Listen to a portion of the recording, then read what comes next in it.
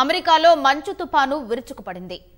రాఖీ పర్వతాల నుంచి భారీగా వీస్తున్న హిమ పవనాల ధాటికి అమెరికాలోని 25 రాష్ట్రాల్లో జనజీవనం స్తంభించిపోయింది. గంటకు 148 కిలోమీటర్ల వేగంతో వీస్తున్న శీతల పవనాల ధాటికి కొలరేడో, దక్షిణ డకోటా, నెబ్రాస్కాల్లోని ప్రధాన రహదారుల వెంట వాహనాల రాకపోకలు నిలిచిపోయాయి. భారీ హిమపాతం వల్ల వందలాది విమానాలు విమానాశ్రయాలకే పరిమితమయ్యాయి. భారీ ఈదులుగాలులకు తోడు పిడుగులు పడుతుండటంతో చాలా వరకు ఇళ్లు ధ్వంసమయ్యాయి.